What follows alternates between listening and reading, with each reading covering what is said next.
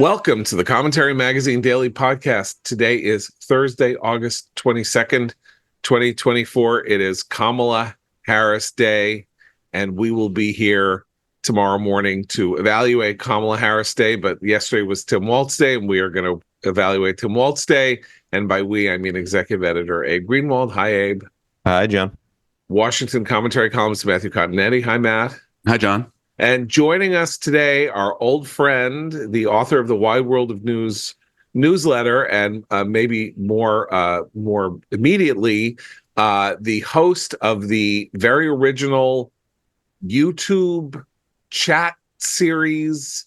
I don't know quite how to describe it, called Two Way, almost either daily or almost every day, convening people from across the country and pundits and thinkers on politics to discuss in a atmosphere of comedy and smoothness the political issues of the moment. That is our friend Mark Halperin. Hey, Mark, thanks for joining us as ever. Good morning. Honored to be here as ever. Okay, so yes, so last night had two qualities to it.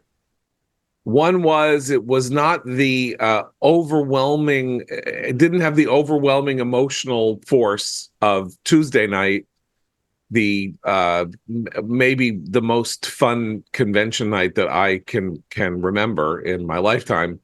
And it was actually kind of dragging there for a while. And then Oprah showed up and it kind of kicked into a new gear, and then was capped by what I think was a really brilliantly conceived speech by Tim Walz that was 15 and a half minutes long, and created, Mark, just share with me this thought. Bill Clinton in 1992 was thought to be a candidate of nothing. And so much was that the case that they had to produce a 200-page book, the name of which right now eludes me, to prove that they had a substantive campaign going. And then Clinton putting people first. Then Clinton had to prove that he was a substantive person by giving a very, very long, very detailed speech about what he was going to do to help America in its time of trouble. And Tim Walz gave a 15-and-a-half-minute speech that mentioned his entire political career in 45 seconds, right? I mean, literally it mentioned his political career, that he was in a deep red district, which he really wasn't, and won a deep red district, red district, and had to learn how to compromise with people because of that. 18 years in politics. But you would have thought that he, lived in a small town, mowed other people's lawns, and was coaching every single game known to the town while he was being the faculty sponsor of the gay club and doing every, like saving cats from trees and I don't know what else. And the idea that he is actually a professional politician of 2 decades standing and incredibly polished as one was completely left by the wayside, which is a deliberate and conscious choice, because they want this to be the opposite of that Clinton thing. They are not trying to put meat on the bones of this skeletal campaign. They want to keep it is vibes all the way down, right? Do you agree with me? I agree with you almost completely. The only caveat I'd add is the team managing the vibes and the image and the sprint for the vice president and the vice president herself are very sophisticated about what the traffic will bear on all this stuff. What are the different constituencies? First and foremost, the media, who, if they go too far vibes, could foster a backlash that would be deleterious to her interests. So she's lucked into this to some extent because, as you know, she cycled through a bunch of people. And just in the game of musical chairs, the music stopped with her with a very good team who understand this. And I think it's the most important skill that she and her team need the rest of the way in order to win. And they're going to get through this convention on almost pure vibes, her speech tonight as well. And then they'll see how much they have to do in addition to not hit a tripwire. Matt, Jacob Soboroff of MSNBC last night, when Tim Walz was done, was on the floor talking about this. There was this column of people who walked up onto the stage along with his kids and his wife, and actually didn't know who they were, aside from the people who came back out from the wings, who were the football players and veterans of the team.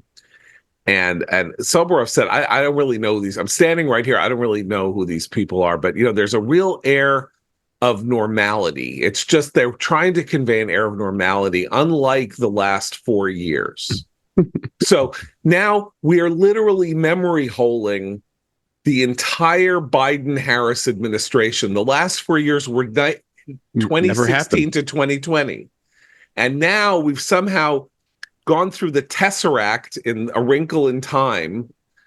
The piece of paper has been folded. The last 4 years are gone, and there are going to be Tim Walz and Kamala Harris with literally no connection to every single thing that has happened that she has been the number 2 official in the administration of. This is the 2020 campaign that Team Obama wanted to have. Instead, Harris flamed out in 2019, couldn't make it to Iowa. Biden was able to assemble the broadest coalition and win the support of African-American voters. And then when Bernie Sanders won the first 4 contests, they were able to rally behind Biden at South Carolina and push Klobuchar, Buttigieg out of the party, out of the race, eventually push Warren out of the race, and then defeat Sanders to get Biden the nomination. But that was in the midst of the pandemic. That was in the midst of the George Floyd summer and everything that's followed. So you're absolutely right, John. It's as though the past 3.5 years never happened. If you watch the Democratic National Convention, all of the speeches are about Trump, as though he were the president, still the president. And all of the speeches are asking us to turn the page on the Trump darkness and American carnage and embrace Kamala Harris's politics of joy. And it's not just the messaging or the optics that are Obama-like. It's also the campaign team. I mean, Jen O'Malley Dillon is still nominally the head of the campaign. She was carried over from Biden, but you have David Plouffe there, Biden architect, in a very high role. You have other Biden people, Stephanie Cutter, also a media hand from the Obama era, back in business on the campaign. And when I listen to the speeches, I'm hearing essentially the playbook that David Axelrod was advocating for months ago, before Biden even dropped out of the race. Axelrod was on podcasts saying, look, Biden needs to make this about the future, not the past. Biden needs to make this about, I look out for you. Trump looks out only for himself. And then Biden needs to say something significant about the economy. That's what Axelrod has been saying for years. And that's exactly what the Harris campaign is attempting to do in this convention. Oh, and by the way, she has her own Shepard Fairey caricature poster being put around Chicago and elsewhere saying forward. So this is the campaign I think Team Obama wanted. It's the campaign that Harris wants to run. And it's doing pretty well. And I think part of that campaign had to be some type of appeal to the Democratic imaginary of white, cisgendered, heteronormative American manhood is in middle America. And that imaginary is Tim Walz. And he gave a very effective speech, I thought. 2 things about it. First, it was brief, blessedly brief. And we'll talk about Bill Clinton, I'm sure. It was a brief speech, and I appreciate brevity. And second, he's a pro. He's a pro. He, as you say, he's been in politics for a long time. No one really paid much attention to him until a few weeks ago. But you're in Congress for 12 years. You're a two-term governor. Kind of know how to do this. And he did it well. And I think the contrast with J.D. Vance this upcoming debate will be very interesting because in terms of energy, in terms of rhetoric, in terms of making the case for your candidate and making the case against the opposition, Walz's speech was superior to Vance's. Walz, I was struck by the dramaturgy of Walz in this sense, which is it was very, very similar to the announcement speech. I mean, I think textually, the first 5 minutes were almost exactly the same as the speech where he and Kamala were on stage the day that she announced that he was her choice, or the day after, or whenever that was.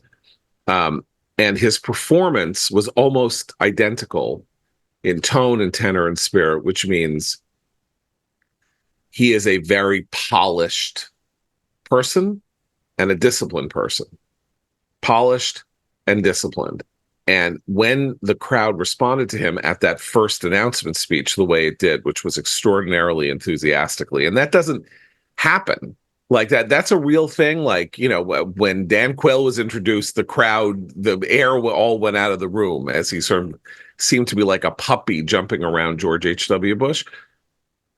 This is a different thing. Like he had them in his hand, and there he was. And so he did it again.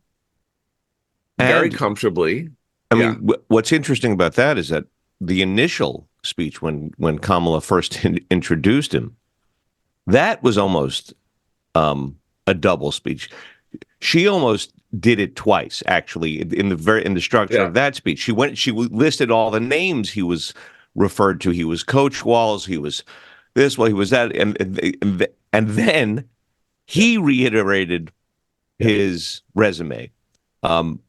It's like they want to push him as sort of nothing but a profile, a sort of flattering profile in the Sunday Times.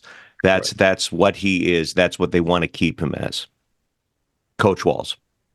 So in that sense, the evening was, I think, a spectacular success because the only thing that really matters, you know, out of the evening was the introduction of Walz and how Walz did. I mean, that, you know, there was all this other stuff, and you get Oprah and Oprah doing the "Let's get Kamala Harris," you know, instead of "You got a car," you know. So that's fine. Whoever that speaks to, it's, talk about Clinton if we want to. Mark, on your two-way again, your show two-way, which will be, you can go to YouTube, search two-way with the number 2 and the word way, 3:00 today. Give it a taste. It's really something special.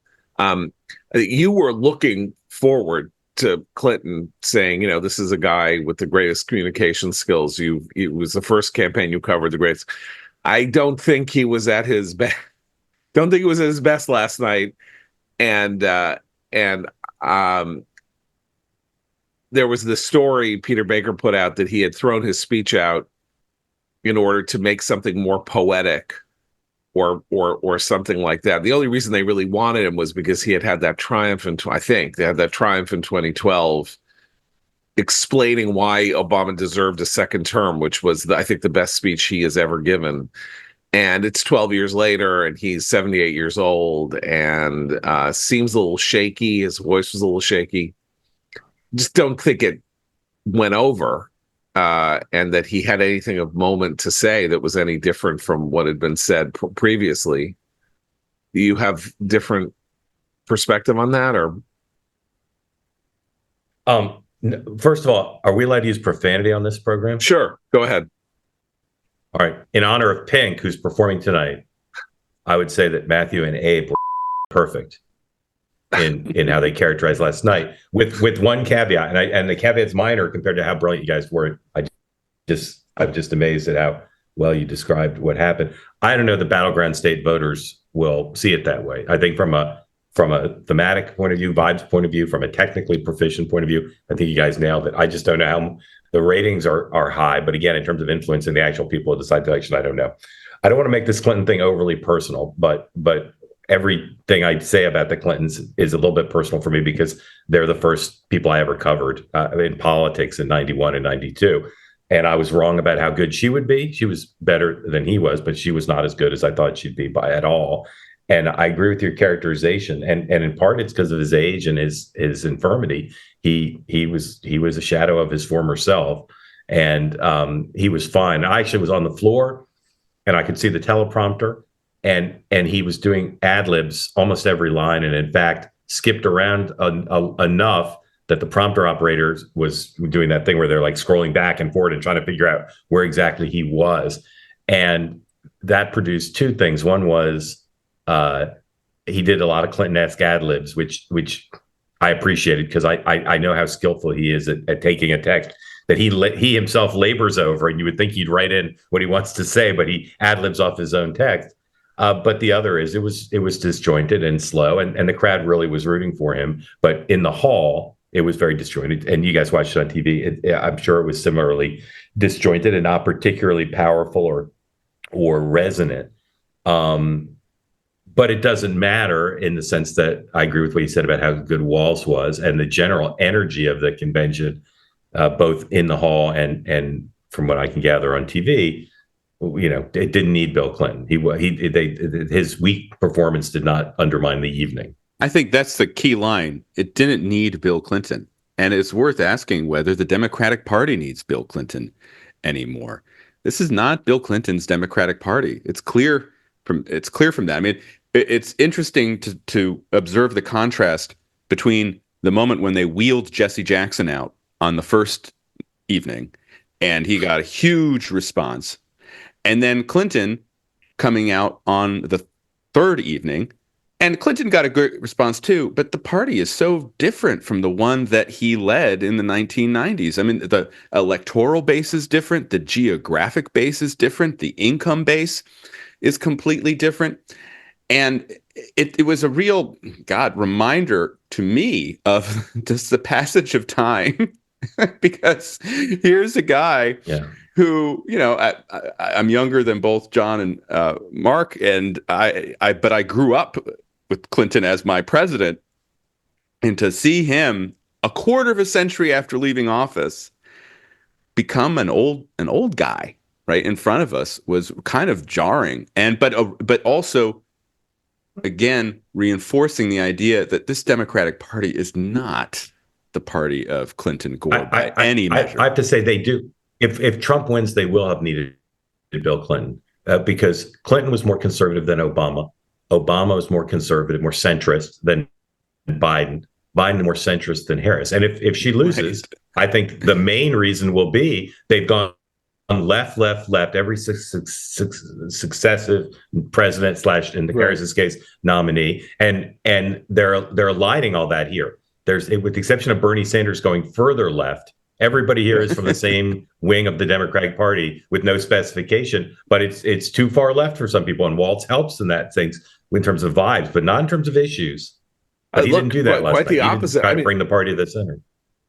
Clinton said, I've been at I don't know if I'm going to be able to make it to any more of these, which I thought was actually quite touching in a weird way. I mean, I don't like him, and I think he's a emotional and moral disgrace, and did more to destroy the sort of the core of the character core of American politics than anybody pretty much in, certainly in our lifetimes and maybe in American history. So I am not an admirer of his, and I'm not as much a fan of his skills, but I think he said this interesting thing, which is I've been at every convention since 1976. And they said, no, 1972. So that is 52 years. And if you actually chart the course that he took along that road and the party took, it's pretty fascinating. The 72 convention was the most left-wing convention in Democratic history. The McGovernites took the party over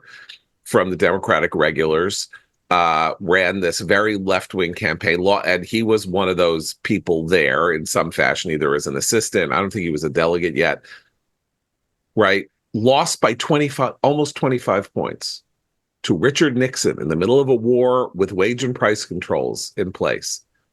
76 party restructures itself to capture a new kind of voter, a trust voter, a vibes voter in that case, right? I mean, Jimmy Carter was religious voters.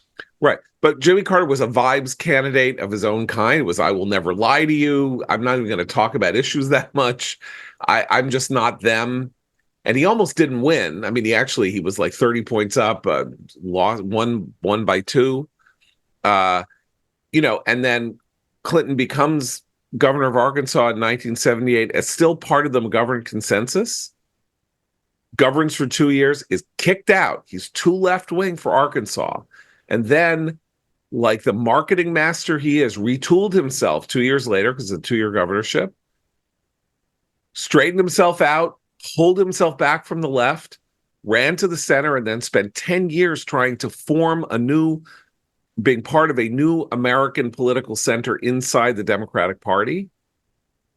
Threaded that needle in 1992, became president, and then has seen as the party without him and with the responsiveness to George W. Bush just pushed out to the left and has kept pushing out to the left. And Tim Walz, because he didn't talk about this, Tim Walz is a perfect example of the transformation of the party in this sense. Because, he's this Midwestern coach guy from a small town in Nebraska, all of that.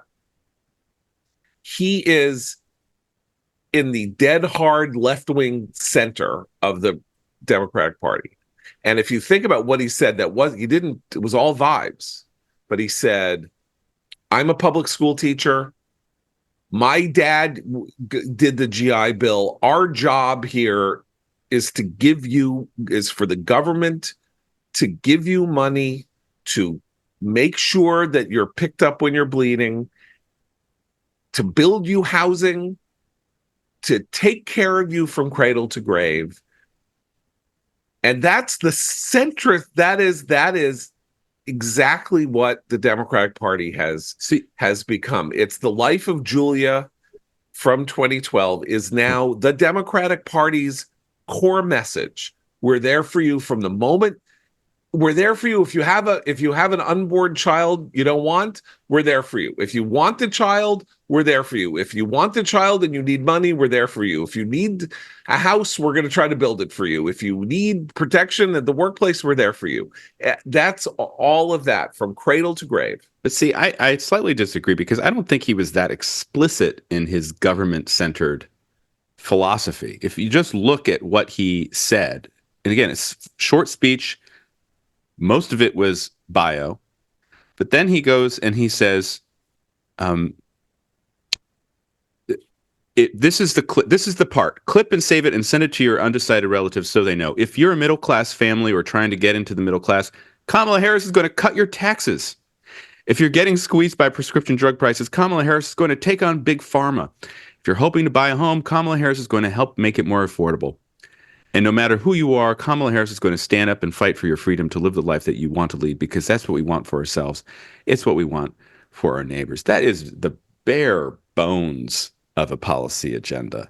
I'm going to make things cheaper and I'm going to cut taxes. I mean, there's an article in the Wall Street Journal op-ed pages this morning about how Tim Walz is bringing ethnic studies to the public schools of Minnesota. Ethnic studies, which imports the toxic ideology of settler colonialism into K through 12 curricula. Mm-hmm. Right? That's what he's right. doing. But your overall point, or as Joe Biden might say, your generic point about the evolution of the party is true, because when he ran in 2006, he was a Rahm Emanuel center, national security, rural Democrat. That's how Emanuel and Schumer got the Congress in 2006, by playing to the center and by choosing candidates who fit this more moderate image of the Democratic Party. More moderate because they were uniformed. Well, they were uniformed, but they also they were running anti-corruption campaigns. Yeah, right. They were not part of the squad. I'll tell you that. No. Right. But when he gets reelected as governor of Minnesota, 16 years later, that's when he is joining the squad. And that's when he's saying that whenever he thinks that Ilhan Omar is in Congress, he smiles. I just want to make one other point about the text of his speech, because I thought this is the line that could be key. He's talking about the momentum they have. He's appropriating his identity as or he's asserting his identity as a football coach. And he says, we're driving down the field, and boy, do we have the right team. Kamala Harris is tough. Kamala Harris is experienced, and Kamala Harris is ready. Now, that is the message of the Democratic convention to this point. But it is exactly the 3 lines that the Trump campaign needs to disprove and attack. Because if you think that she's tough, experienced, and ready, then, okay, she's going to win the presidency. But I don't think she's tough, experienced, and ready. And I'm waiting for the opposing campaign to show those facts to the voting public. Mark, Matt. So Matt is. I think that I'm more right than Matt is giving me credit for being, because what I'm saying is Walz doesn't say things like, we're going to make it easier for you to get ahead in America. He's saying, you want a house, we'll get you a house. You need a little, you want drugs, we'll get you drugs. The message of democratic centrism of the Clinton model was, we're not these leftists of old vintage who say government should do everything. We want entrepreneurship. We want to help business succeed. We want the economy to grow. Have we heard a single word about economic growth at this convention? I don't think we've heard. Honestly, I don't think there's. So that's, and that was Clinton. Clinton was, I'm not one of these left-wing lunatics. I want everything that the Republicans want. I'm just nicer, and we're going to give you health care and all of that. Like, I'm nicer. We're going to give you health care. We're nicer to minorities and all of that. And they don't have an economic message that does not directly involve government. That the era of big government is back, baby. Yeah. And of course, to state the most obvious thing, Trump has forfeited the high ground by not caring at all about the deficit or the debt, right? And saying entitlements off the table, and having some very liberal positions on stuff, and including on some specific government spending, to the extent he has ideology. So, and of course, I don't like to make every story a media story, but of course, the dominant media is completely uninterested in grappling with the question: where is all the money going to come from? Where have these programs she's talking about been proven? Where's the laboratory of democracy in a state that says you can spend money to help people buy houses? And that really is a great idea that works within our view of American capitalism and the role of government. There's no interest in testing that proposition. So I think for 70 days or whatever it is, she'll be able to just continue to assert, as Matthew pointed out, that her running mate did for her last night. I'm going to help you with the concerns you have about housing and prescription drugs and raising your kids. And again, if Trump were Jeb Bush or George Bush or maybe even Mitt Romney, I think there'd be a way to engage on these questions and elevate them in the minds of some of the voters who will decide it. But it's very difficult for Trump to do that. But it's also the Harris campaign makes it slightly difficult to engage because they are so conscious of circling around but ultimately steering clear of policy details. So it's harder to actually seize something and say, now this is a disaster and here's why, regardless of the fact that I think Trump is the wrong person to do that. You could do it with price controls. That was the one thing that sort of slipped out, the one specific. And I don't know, I think they're going to steer clear of making that mistake again. I mean, they may not be able to, because I do agree that the media is going to remain the sort of the Pittsburgh Steelers front line. of the 70s if it can for her all the way to the election, but she's got to talk about something. I mean, she's got to. We've been saying that for a long time already. No, well, I mean, it's not that long. It's a month. So, I mean, and there'll be a debate. And obviously, as we say, Trump is not a good steward of drawing differences that aren't gigantic, like very broad differences. Like they're all crooks, and it's set a thief to catch a thief, because this is the Clinton world that has been eating up America for 25 years. The swamp. Right. Yeah. So she is talking about policies. She will talk about policies. Democrats are talking about policies. They're talking about the Republican policies. They're talking about Project 2025. Yeah. That is when Kenan Thompson went before the crowd last night, and he said, look, if you want to read Project 2025, go to KamalaHarris.com/Project 2025. And I looked it up. It's a very attractive website. You know what KamalaHarris.com doesn't have? A policy page for her. Right. The only policies on her website are those put forward by the Heritage Foundation. But that might be enough. What's so bizarre about this convention, and what's driving me crazy as I'm in this sleep-deprived state, having to stay up, past midnight for 3 days in a row, and now probably a fourth, is it's a Republican convention from a decade ago. They're talking about freedom, opportunity, and optimism. They're talking about heritage. USA chants. USA. Lock them up. And they're talking about the Heritage Foundation's agenda. There is an element to which this entire convention and this entire party has become a troll of Trump.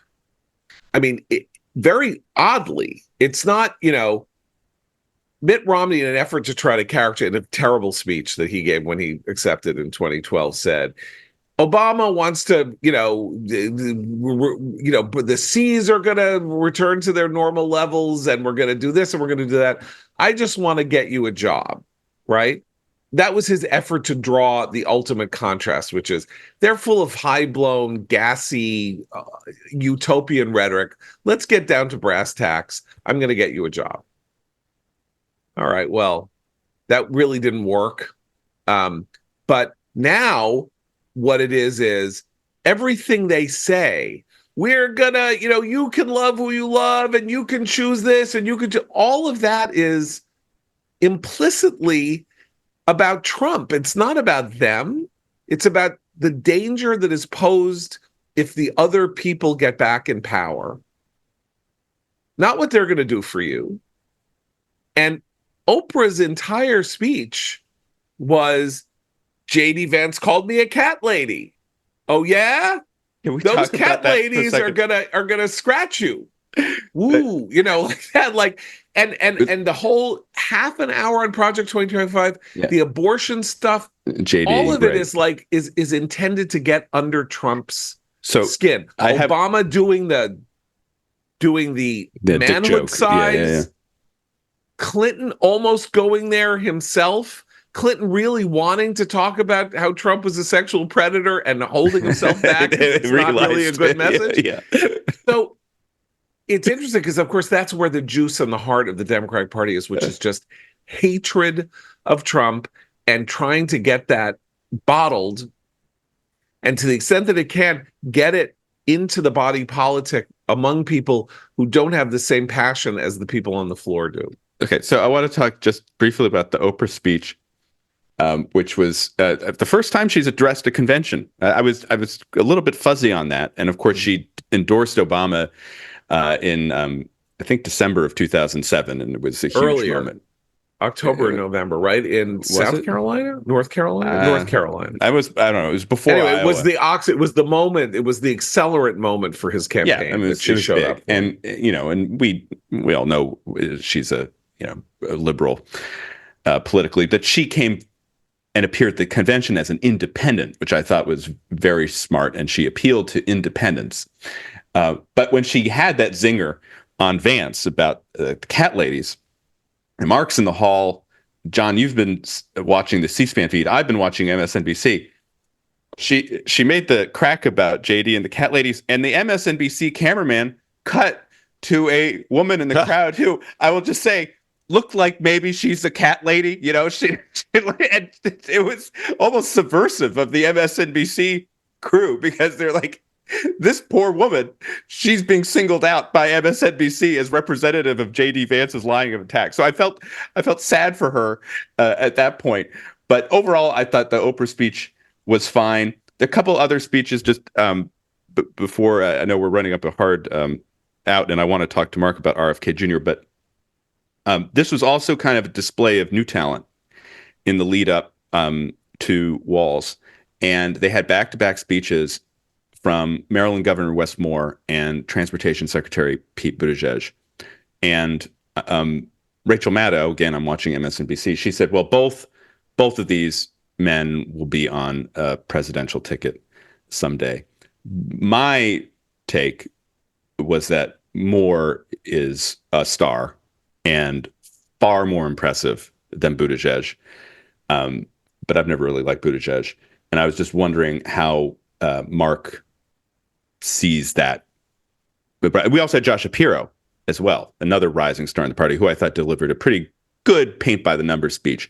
Moore did something interesting, which was he used his relationship with Harris as a way to talk about himself. Yes. So he was talking about how he's knows Kamala Harris and all the good things she's done, but it was very clever. It was also a way to get to all the things he's done in his biography. Yeah. She helped him fix the bridge. Yes, right. And their life stories are very similar. But here's more about my life story, which is very compelling. I mean, by the way, he's an Oprah creation. Yeah. And Buttigieg, he came out with this weird line. His opening line is, you might remember me from Fox News, which it just kind of like, to me, was just so self-referential and kind of silly. And then went on a long, philosophical, his version of Obama-isms, the call for democratic politics that I turned down the volume and did some background reading. But more, keep your eye on him. There are weird things about Wes Moore. I mean, he's a resident. He has a Tim Walz problem, if this is a problem. He is a resume patter. There was some very interesting journalism on him when he won the governorship. Was it 2 years ago? I think it was 2 years ago. 22. He is a sort of, as you say, he is like an Oprah. He's sort of like a version of J.D. Vance on the Democratic side. Weird parallels, analogs. Kids from really troubled backgrounds going into the military and then getting sponsored, writing a book, all that kind of stuff. He was great, but there is something weirdly inauthentic about him. I can't quite put my finger on. There was a lot of interesting young talent has been throughout the week, and this is what I wanted to ask Mark about, though. Almost all of it, I would say, people of color, with the exception of Shapiro. You had Wes Moore, you had his Maryland colleague, Angela also Brooks.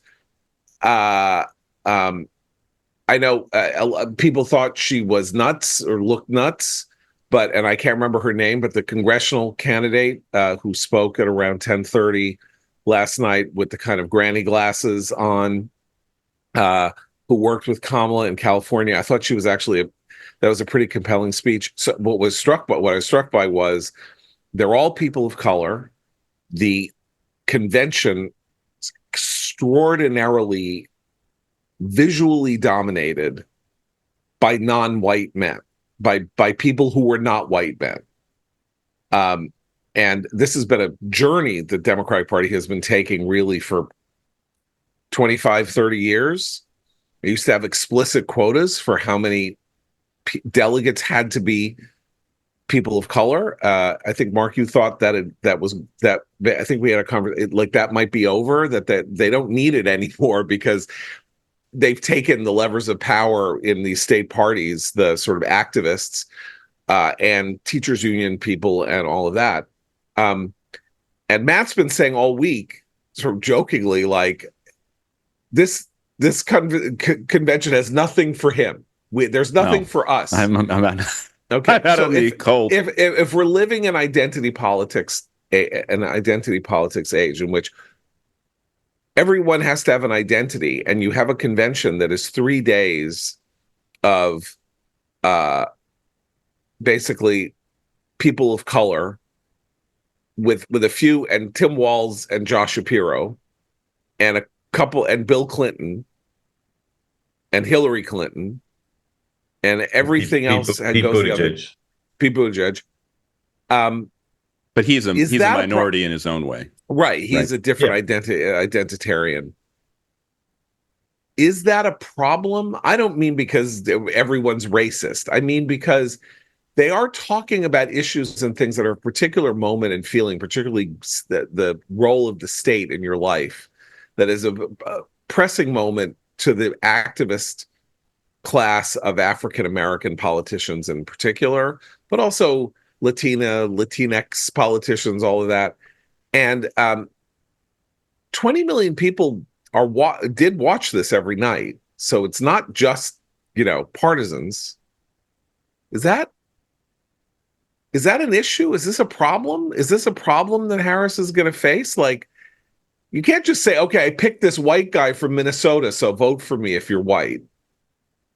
Right? I mean, I don't know.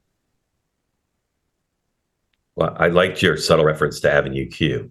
Everyone's a little bit racist. Everyone's a little bit racist sometimes. Yeah. I wonder what the lineup would have been like if Biden had been the nominee. Biden has appointed and nominated a much more diverse group of folks than Barack Obama did.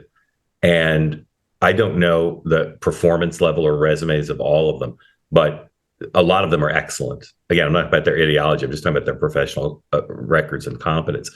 And I think he's not gotten enough credit for that, because I think if you can find great people and make things more diverse, I think that's fantastic. This group has no ideology. And you think about particularly the people talked about for 28 if Harris loses or beyond if she wins, with the possible exception of Shapiro, none of them are associated with anything in terms of like ideas that are innovative or distinctive. I know Wes Moore pretty well. Pete Buttigieg, like I followed their careers. I've met them. I've known them before they assumed their current offices. They don't really stand for anything in terms of ideas, right? They're just part of this blob of freedom. We're not Trump. Trump's really bad. I can come up with the best line to denounce Project 2025. So if Harris loses, I think it's going to be, it's from a party identification point of view, I think it's going to be very wide open. And none of them are aircraft carriers. None of them are in the Obama, Clinton mode. And they're not even really in the John Kerry mode of, longevity. And Harris, of course, is where she is not because she was an aircraft carrier. She's where she is because of the accident of being picked and Biden needing to step down. But short of that, what was her path to someday being the nominee? Not really clear, even with the vice presidential purge. All right. So one issue arose yesterday that it was like a gift to Trump. So we talked about Trump a little, and I think Mark and I both agreed that he mishandled it, which was the downward jobs revision number, which was, we could talk about whether it's an artifact of the way this happens, and there are downward revisions all the time. But it was a historic downward revision, largest revision in 15 years. They revise numbers based on, they report these employment numbers and job creation numbers and unemployment numbers based on the federal level, based on polling, basically, or survey data that is very thin. And then they spend a year, or they spend months trying to backstop it with actual hard data from state employment records and things like that. And the Bureau of Labor Statistics then comes up with a more accurate number. And the number was that it was 818,000 jobs that they had said had been created, had not in fact been created, or that there were 818,000 fewer jobs in the United States than the Bureau of Labor Statistics believed the day before they finally came out with this report. So I think we thought, Mark and I talked about this, and we thought, well, this is a gimme. Like Trump comes out and says the Biden recovery or the Biden macroeconomic situation is an illusion. Things are a lot worse than they might have appeared, and his own government in the middle of the most important political moment for the party wasn't able to suppress this fact anymore. It could not keep it down, or if it was even trying to suppress it, it released it because it had to release it, and there it came, and boom, the proof of the pudding is in the eating. They say 818,000 jobs don't exist. And instead, what did the Trump people do? They said, it's fraud. They reported fraudulent numbers. They're liars and they're cheaters and they defrauded you. That's stupid, people. That's dumb. Problem isn't fraud. The problem is the data. The problem is the emperor has no clothes. Not that they're lying to you. If they were lying to you, they could have lied to you until December. Did you guys have the same reaction that I hadn't thought of it in those terms. Missed opportunity.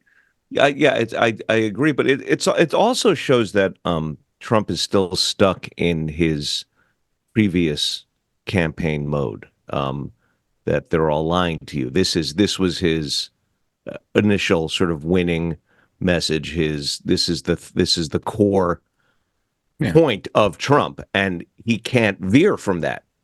Even when there's a layup, that's slightly adjacent to it. Yeah, I mean, it's Trump being himself. He's going to, everything's a conspiracy. Everything is rigged. This has all been a lie. Now, at the end, people feel the economy. They live the economy. And a lot of these figures, which the Biden administration has touted for years, has not corresponded to the lived experience of most voters. That's why the economy is the number one issue. And it's why Trump continues to have an advantage in the aggregate on economy and the inflation. So I think he has to continue to make the election about the economy and inflation. Saying that the BLS is some part of the deep state, probably not the best way to make your message to independent voters. And that's where I think the real work of the Trump campaign has to come in, which is to remind independent voters in particular that Kamala Harris has been the vice president for the last 3.5 years. And if she is elected, we're likely to get more of the same, if not even farther to the left. Ron Brownstein, now at The Atlantic, longtime political correspondent at the Los Angeles Times, put out a tweet last night that said, "It's true Dems have not spotlighted much policy at the convention, but it's absurd to argue we don't know what the vast majority of what a Harris administration agenda would be. It's the agenda the party is unified behind from top to bottom in recent years." So he's saying they don't have to talk about policy. Everybody knows what their policy is. This is an administration that has had an approval rating hovering at or below 40% for 18 months or longer. That's not good. I mean, that's the problem here, is if the argument, the apologia is going to be that we all know what Kamala Harris is going to do. She's going to do what Biden's been doing. That's like, yeah, he was going to lose. And it wasn't just because of his age and infirmity, though that was a huge part of it. Terrible. Trump was running against him on who could be a better steward of the economy by 20 points 2 months ago. It was something like 20 points. So, well, and just think about how the evening. Think about how the evening started with a retcon of Kamala Harris's record on immigration. Right. The first hour was spent touting Kamala Harris as a border hawk. I mean, it's absurd. Yeah. But the Democrats are smart enough that they understand this is the vulnerability. We have an opportunity here to reset in a Mitt Romney-like Etch-a-Sketch moment and design the candidate that we think could win another 4 years for the Democrats in office. And, so far, according to the polls, they're Yeah. doing a pretty good job. I mean, not a gangbuster's job, but a pretty good job. And just before Mark goes, I would like to ask him what he thinks RFK Jr. is going to do tomorrow. He does seem like he's going to end his campaign. The question is, will he endorse Donald Trump? And if he does endorse Donald Trump, Mark, what do you think any effect will be of that endorsement? Well, he's on track to endorse him, but his level of credibility is akin to Kim Jong-un. So he could do anything.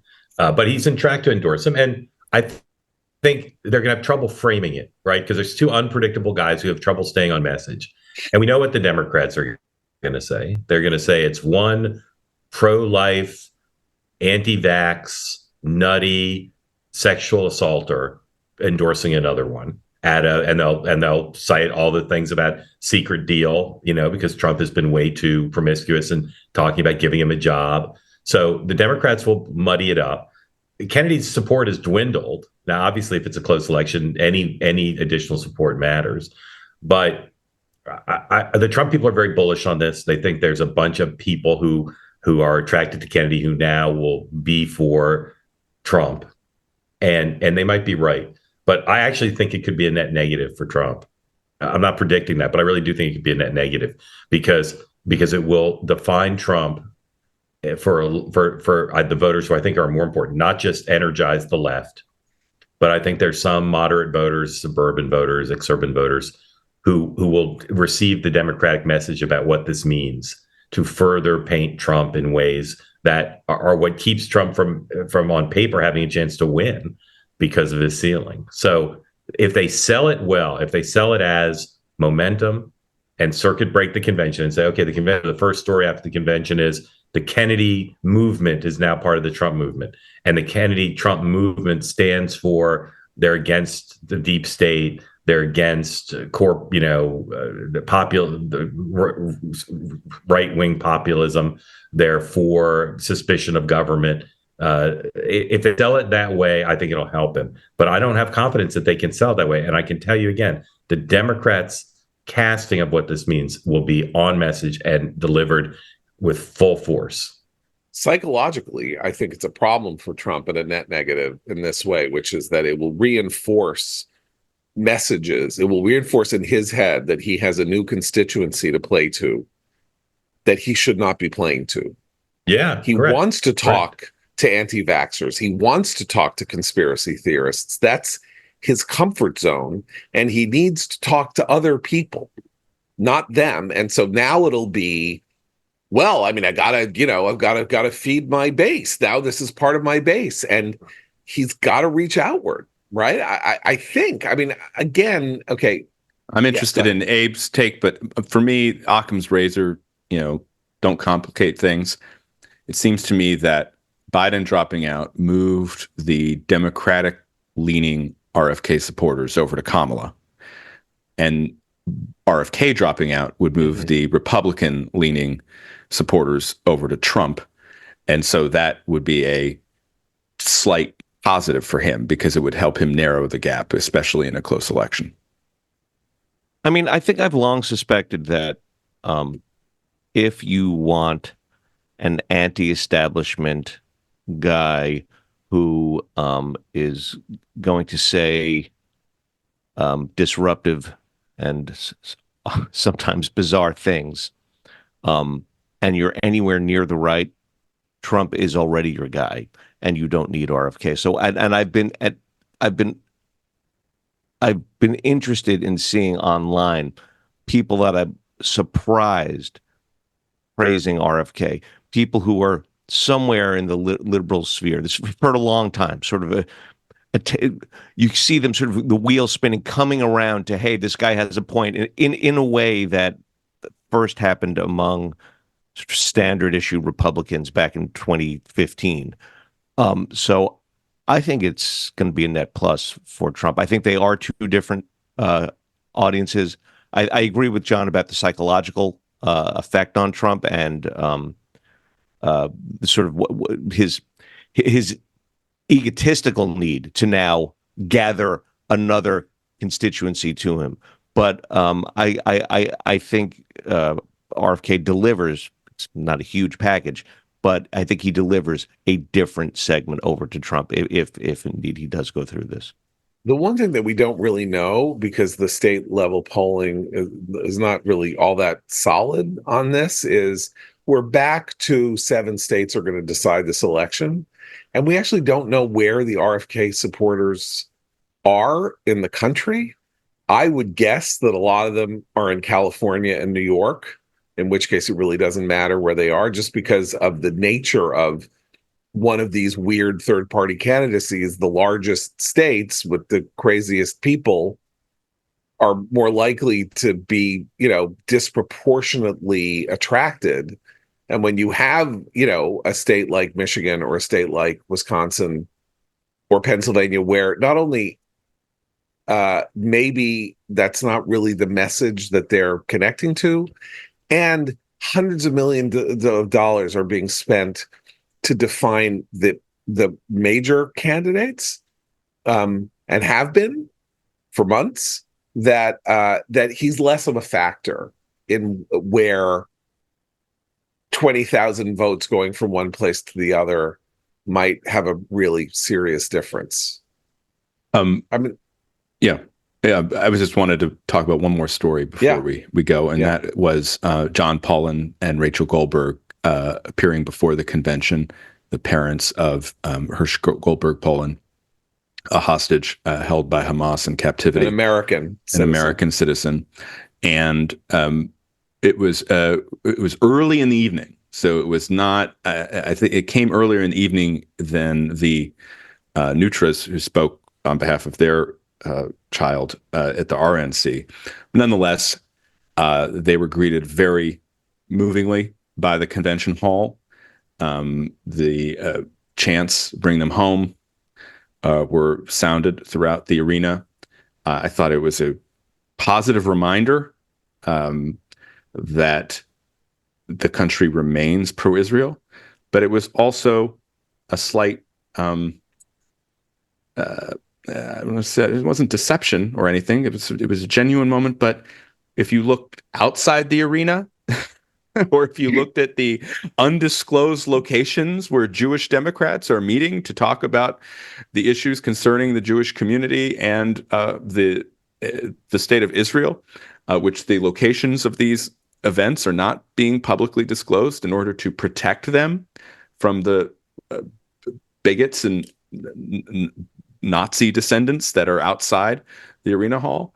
So the picture is more complicated, I think, than what you would see simply on stage. But nonetheless, I thought it was good that the Democrats invited them. I was glad that they attended, and I was happy to hear everyone say to Hamas, "Release the hostages now." There were stories last night and tweets and things, expressions of disappointment that equal time was somehow not being given. If they were going to have John and Rachel, they should have a pro-Palestinian speaker. And you know what? I am in favor of this. Here's what I think they should have. They should have a family whose son has been taken hostage and has been living in hell for more than 300 days. And they should have an open supporter of Hamas. Have Ilhan Omar there. Yeah, no, have an open, take somebody from the protest zone, put them on stage, and have them talk about why Hamas is good. That's the equal time. The equal time is not to have someone talk about the Palestinian aspirations for statehood and the needs of the suffering people of the future Palestinian state. That is not the other side of this conversation. The other side of this conversation is the people who took them hostage and their apologists and their supporters in the United States. And I would just love to see somebody, the Democratic Party, face to face with whom they are implicitly supporting when they say they want arms embargoes and they want a ceasefire without a conclusion to the war that has Hamas destroyed. Otherwise, this is nonsense, and it is a moral betrayal of what the Goldberg Polans and everybody else has gone through, because they are not Bibi. They're ordinary people. This would be like saying, we need somebody, if you're going to have somebody whose child has been murdered come onto a stage to talk about problems in criminal justice, that you then have to have on the stage somebody who is for defunding the police to balance them. That's not the balance. The balance would be, have a murderer on stage, say it's okay for me to have murdered your child. That's the balance. And Well, otherwise, Yeah, I mean, you're absolutely right. And I think it's interesting that the managers of the convention understand just how big a problem that would be for Kamala Harris to have an open supporter of Hamas, or even an advocate of the Palestinian state, to be appear on the convention. Now, we had Bernie Sanders, and we had Bernie Sanders demand a ceasefire now, right? But that's as far AOC. as we've gone. Right. And we had AOC call for ceasefire. And I bet tonight Harris will have a line. Though, maybe she won't even do this, but you could see Harris having a line tonight saying, it's time for the war to end and for the hostages to be released and blah, yada, yada, yada. But the Democrats understand, I think, that the Palestinian national movement is political kryptonite. And they've done a pretty good job of both keeping the protests out on the sidelines, and centering, as they say, the plight of the American hostages in Gaza. I mean, you make an important point, and there was a poll released yesterday, which is pretty important because it is not as pro-Israel. I don't know how. It's not as lopsidedly supportive of the Israel-Palestinian fight as others have been. I just have to pull it up for a second. But it is, and so friends of mine were alarmed by it, for example, because they thought, oh no, this is pretty bad, that, these are the kind of numbers that we're seeing. It's in The Economist. And so it's, do you sympathies with Israel or the Palestinians? In the Israeli-Palestinian conflict, are your sympathies more with the Israelis and the Palestinians? So the total shows twice as much support for Israel as the Palestinians. 35-17, with not sure being 23 and about equal being 25. So that tracks over polls, however you answer the question, that affirmative support for Israel is double the support for the Palestinians. It gets scary for some people when you go by age, because people from 18 to 29 in this poll say 14% say the Israelis and 33% say the Palestinians. As you go along, and of course these numbers slid much better for the Palestinians on, partisan lines, right? Democratic or Republicans are overwhelmingly supportive of Israel, 70%. But Democrats are not overwhelmingly supportive of the Palestinians, 29%. So that Harris vote intent, support for the Palestinians, 29%.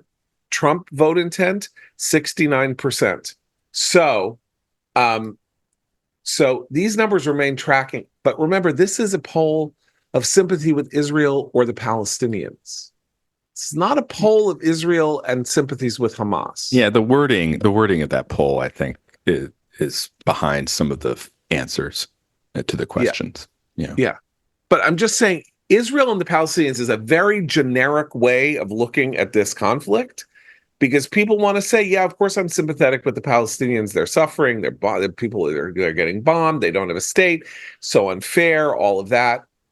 Are you a supporter in this war of Israel or Hamas?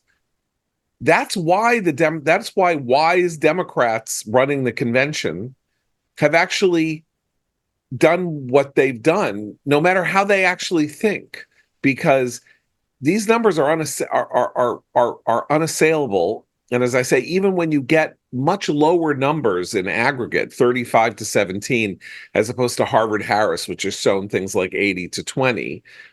Nonetheless, when you get to this point, you're like, this is not a good look for us, even if people in the hall are may kind of like it if we do it.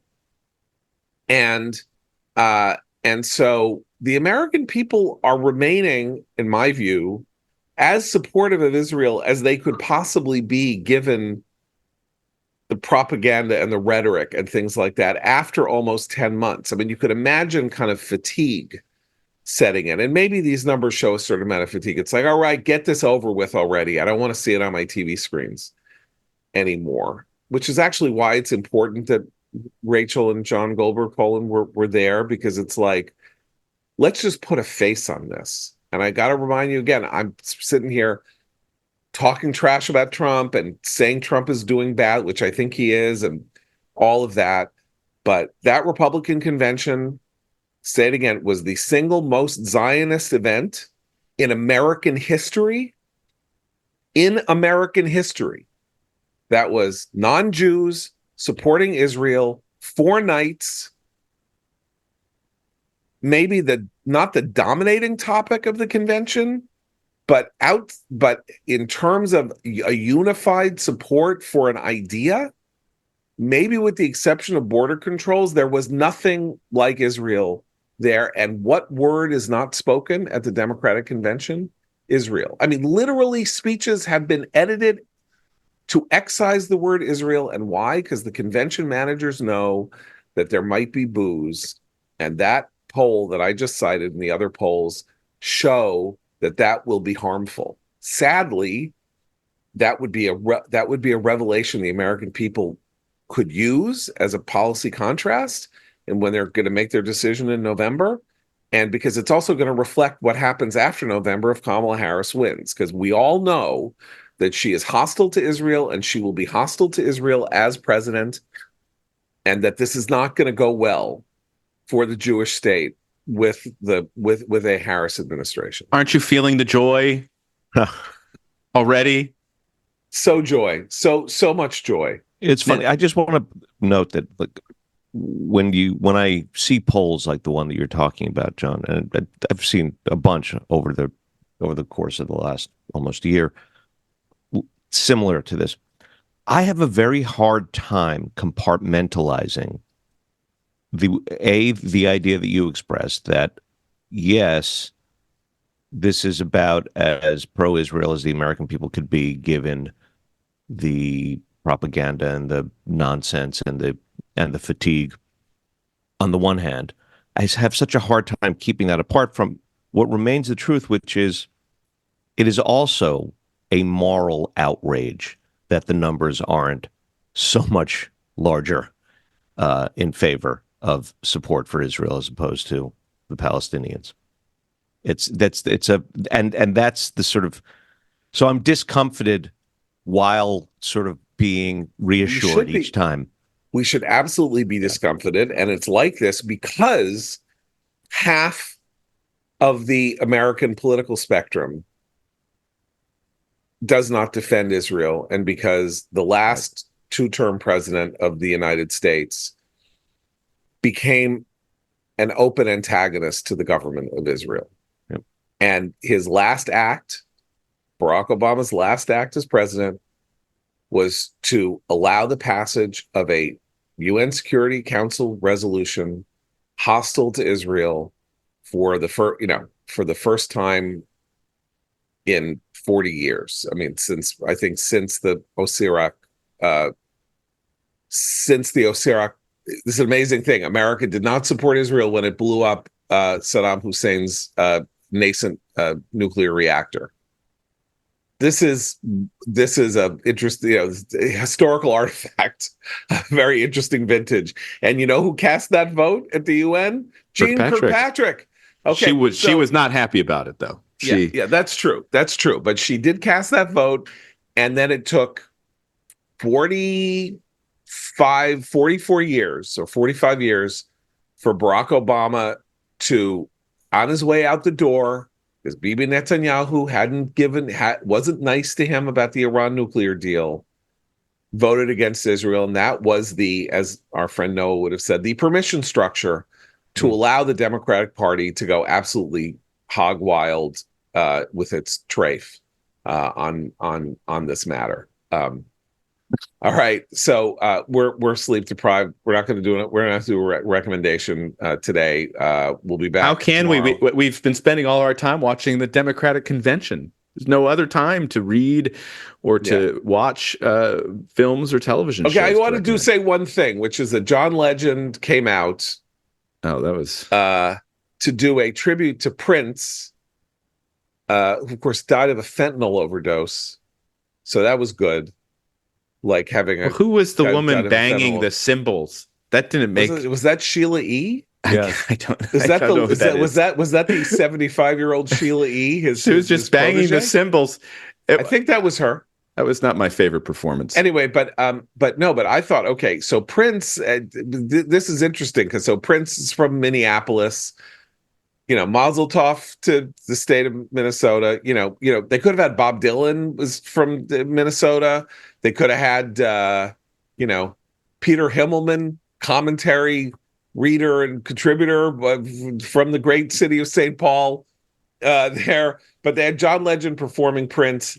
And two things about that, which is that if you're really going to perform Prince, go the whole way. Perform Darling Nikki, the song that got Tipper Gore to start the campaign to have explicit labels of explicit lyrics on concert on record albums in the 1980s, since of course the song Darling Nikki from the soundtrack to Purple Rain says, talks about self-pleasure with a magazine in a hotel lobby. And of course his other song, Sexy MF, except it's not MF. You can fill in the letters that are missing. So go ahead, do Prince. Do the real Prince, not the fake Prince. John Legend, go ahead. Show the American people who Prince really was. Go ahead. Okay, you're not going to do that? Fine. It's just like retconning everything else about Democratic Party and its cultural priors.